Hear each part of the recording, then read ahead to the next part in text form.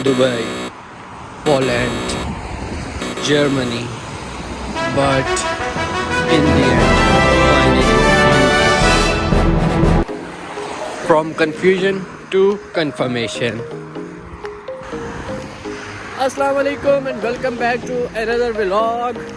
उम्मीद करता हूँ सब खैर खैरियत से होंगे।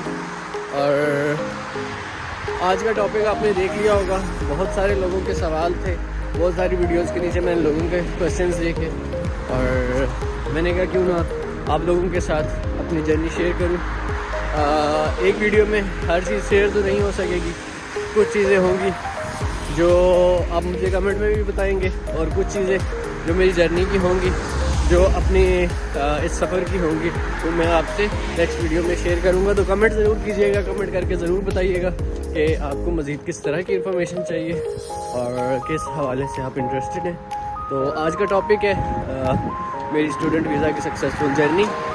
कहाँ से स्टार्ट किया, कैसे स्टार्ट किया और कैसे एंड किया, सब इंशाल्लाह आपको वन बाय वन करके मैं डिटेल्स में सब बताऊँगा। अच्छा जी, तो स्टार्ट लिया, बाहर जाने के लिए सोचा कि दुबई चलते हैं। और जब दुबई के लिए पता किया, दुबई की इंफॉर्मेशन ली, तो पता चला कि प्यारे प्यारे मुल्क पाकिस्तान के लिए दुबई ने वीज़े बंद कर दिए। या आई थिंक 24 की बात है।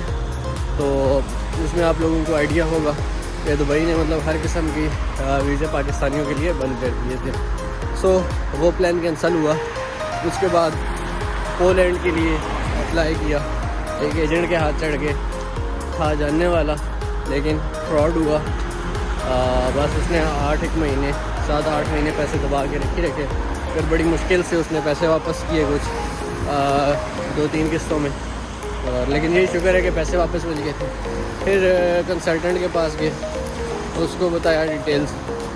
उसने चांदे कहा थे वीज़ा है जर्मनी का, जो अपॉर्चुनिटी कार्ड होता है उसके लिए अप्लाई करना था।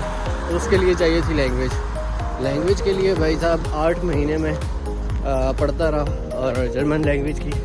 लेकिन आपको पता है कि लैंग्वेज 8 महीने में आना बहुत ही मुश्किल है। और उसके लिए B2 चाहिए थी, जो लेवल 4 की इंग्लिश है, वो जर्मन है उनकी, जो कि बहुत टफ थी। तो खैर लगा हुआ था उसी कोशिश में। और उस कोशिश के दौरान साथ ही UK का जो है वो ऑप्शन मिला। और वीडियो ज़्यादा लंबी नहीं करूँगा, स्टार्ट करता हूँ UK की जर्नी के। फेब या मार्च 2025 में जो है मैंने अपना डिस्कशन स्टार्ट हुई कि UK के बारे में।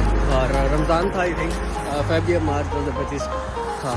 तो डिस्कशन स्टार्ट हुई। दैन फाइनली मई में जाके हमारे डॉक्यूमेंटेशन कंप्लीट हुए, ऑफ़र लेटर रिसीव हुआ।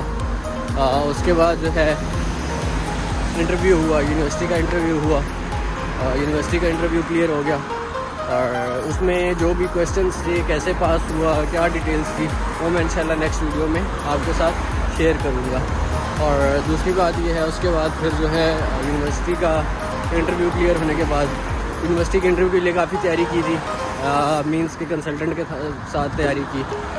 कंसल्टेंट ने काफ़ी तैयारी करवाई। उसके बाद उसने फिर 1-2 जगह और मतलब जो सीनियर्स हैं उनके कंट्री हेड वगैरह उनके साथ इंटरव्यू कराया। एक दफ़ा उन्होंने कहा जी नहीं तैयारी अच्छी नहीं है, एक दफ़ा इंटरनेट कनेक्शन मेरा ठीक नहीं था, इस तरह वो डिले हो गया। तो फाइनली उन्होंने गो अहेड दिया कि ठीक है जी तैयारी अच्छी है, अब आप इंटरव्यू दे सकते हैं। फिर यूनिवर्सिटी का इंटरव्यू दिया, अल्हम्दुलिल्लाह वो तकरीबन 1 वीक में रिज़ल्ट आया उसका और यूनिवर्सिटी का इंटरव्यू क्लियर हो गया। उसके बाद जो है फिर बैंक स्टेटमेंट रखवाई। बैंक स्टेटमेंट तकरीबन 2 महीने के लिए रखवाई और बैंक स्टेटमेंट 2 महीने के लिए रखवाई। उसके बाद फिर 2 महीने वेट किया। जब तकरीबन 28 डेज़ के लिए मिनिमम चाहिए होती है, 28 डेज़ के बाद आपने अप्लाई करना होता है। फिर जब तक कैश लेटर नहीं रिसीव हो जाता आपको, तब तक आप बैंक स्टेटमेंट नहीं निकलवा सकते। अक्सर लोग तो ये कहते हैं कि जब तक आप UK नहीं पहुंच जाते तब तक स्टेटमेंट नहीं निकलवानी, बट मेरे केस में ये था कि मैंने स्टेटमेंट निकलवा ली थी। वो उसका भी रीज़न आप दे सकते हैं और बिल्कुल निकलवा सकते हैं आप अपनी पेमेंट, और उसकी जेन्युइन रीज़न होते हैं। और वो मैं आपको नेक्स्ट जो क्वेश्चन वाली वीडियो है उसमें आपको डिटेल्स प्रोवाइड कर दूँगा। और दूसरी चीज़ ये है, तो ये डिटेल्स थी। उसके बाद मेरा तकरीबन 1 मंथ और 5 दिन के बाद, आई थिंक 35 डेज़ बाद मेरा कैश लेटर रिसीव हो गया। 28 डेज़ बाद जब अप्लाई किया कैश के लिए तो cash letter with a week receive हो गया। और कैश लेटर रिसीव होने के बाद आपका साथ फिर उसके बाद वीज़ा प्रोसेसिंग की तैयारी स्टार्ट हो जाती है। तो वीज़े के लिए आप जो है स्टाफ कंसल्टेंट ने ही फिल की, उसी ने डॉक्यूमेंटेशन पूरी की और सारा कुछ उसी ने जो है फ़ाइल किया, वीज़ा फ़ाइल किया। मेरा जो कोर्स है वो 2 इयर्स का कोर्स है, रिसर्च प्रोग्राम, जिस पे मैंने स्पाउस को भी अपने से अप्लाई किया था साथ ही।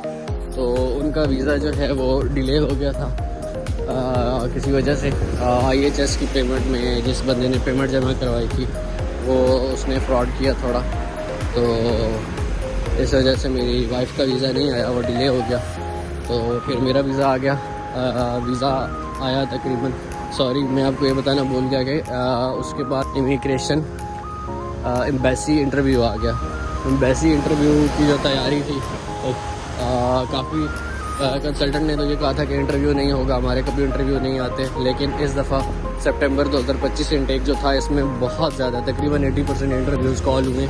और स्टार्टिंग में जिन लोगों ने सिर्फ गूगल से या इधर उधर से देख के आंसर्स किए हैं चीज़ों के, तो काफ़ी ज़्यादा लोग जो है तकरीबन 30-40% जो है उनके इंटरव्यूज़ क्लियर नहीं भी हुए, फेल हो गए इंटरव्यूज़ में और वीज़ा रिजेक्ट हो गया। तो वीज़ा सक्सेसफुल होने से पहले एम्बेसी का इंटरव्यू हुआ, जो कि काफ़ी तैयारी की मैंने। फिर कंसल्टेंट ने बहुत तैयारी करवाई और फिर इंटरव्यू जिस दिन था उस दिन मतलब जिस दिन एक वीक बाद की मेरी इंटरव्यू की डेट आई, मेल आई वीज़ा वो वीज़ा फ़ाइल करने के बाद कुछ दिन बाद मेल आ गई कि एक वीक बाद आपका इंटरव्यू है। तो उस टाइम हालत बहुत ख़राब थी कि पता नहीं क्या होगा। काफ़ी सारे लोगों के जो है वीज़ा रिजेक्शन भी आ रही थी, इंटरव्यूज़ क्लियर नहीं हो रहे थे,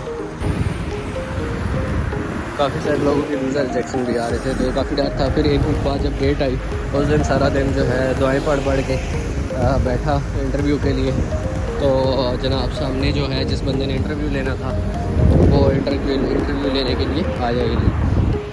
मीन्स मैं तकरीबन 1 घंटा कॉल पे थ्रू वीडियो कॉल होता है इंटरव्यू थ्रू माइक्रोसॉफ्ट टीम्स, जो कि वीडियो ऑन करके आपको बिल्कुल सामने बैठा रहना होता है। तो वीडियो ऑन करके मैं बैठा रहा, कोई भाई साहब आए नहीं इंटरव्यू के लिए। और फिर उसके बाद जो है दोबारा 2-3 दिन इसी तरह गुजर गए, वो दोबारा अप्लाई किया, इंटरव्यू नहीं हुआ। फिर तकरीबन 5 दिन इसी तरह गुजर गए कि उनको कोई रिस्पांस नहीं आ रहा था कि भाई साहब जब करें तो करें क्या, आया कि वो इंटरव्यू पास कर देंगे। तो मैं तो ये करता रहा कि इंटरव्यू पास कर दें, बस इसी तरह बगैर इंटरव्यू दिया। लेकिन तकरीबन 4-5 दिन बाद उनकी मेल आती है, जी फिर 1 हफ़्ते बाद आपका इंटरव्यू है। तकरीबन वो जो 2 हफ़्ते गुजरे, 3 हफ़्ते गुजरे, 3 हफ़्ते गुजरे तकरीबन। 1 वीक बाद, मतलब फर्स्ट इंटरव्यू था जब उनकी मेल आई, फिर उसके बाद एक वीक ऐसे ही गुजर गया। और फिर 1 वीक बाद उन्होंने जब मेल आई तो 1 वीक बाद की डेट दी उन्होंने। तो 1 वीक बाद इंटरव्यू की डेट आई जनाब, और फिर दोबारा, और उसके बाद जनाब मैंने फिर काफ़ी तैयारी की इंटरव्यू की, और अल्लाह करके जो है इंटरव्यू क्लियर हो गया। इंटरव्यू क्लियर होने की मुझे मेल जो है वो 2 दिन बाद ही आ गई थी, 2 दिन बाद। लेकिन वो जो इंटरव्यू की ईमेल आने तक से लेके वीज़ा सक्सेसफुल होने तक की जो टेंशन थी वो बहुत ज़्यादा थी। मतलब ऐसे परेशानी कि पता नहीं अब क्या होगा, क्योंकि बहुत ज़्यादा इन्वेस्टमेंट थी, बहुत पैसा लगाया हुआ था। और समझें कि आप 10 से 12 लाख रुपए आपका डूब जाता अगर visa at the end moment पे आपका सक्सेसफुल ना होता। खैर अल्लाह करके जो है वो इंटरव्यू क्लियर हुआ, वीज़ा सक्सेसफुल की मेल आई, और शुक्र अल्लाह का अदा किया। उसके बाद फिर 15 अगस्त को मैं UK लैंड कर गया। और जो भी क्वेश्चन थे बीच में टेंशन ये है उसके बाद फिर कि स्पाउस का वीज़ा नहीं आ रहा, वो एक अलग स्टोरी है। अगर मौका मिला, टाइम मिला, मैं आपके साथ ज़रूर शेयर करूँगा कि क्या फ्रॉड हुआ, कैसे हुआ। तो ये थी UK की जर्नी। अगर मैं कोई चीज़ मिस कर रहा हूँ या कुछ मैं ना बता पाया हूँ और आप लोगों के कोई क्वेश्चंस हो वो मुझसे ज़रूर शेयर कीजिएगा। इंशाल्लाह आपसे ज़रूर शेयर करूँगा। जो भी क्वेश्चन हुए मुझे ज़रूर बताइएगा। फिर मिलेंगे इंशाल्लाह नेक्स्ट वीडियो में। तब तक के लिए अल्लाह हाफिज़, अपना ख्याल रखिएगा। मिलते हैं नई वीडियो में, एक नए व्लॉग में, एक नए टॉपिक के साथ।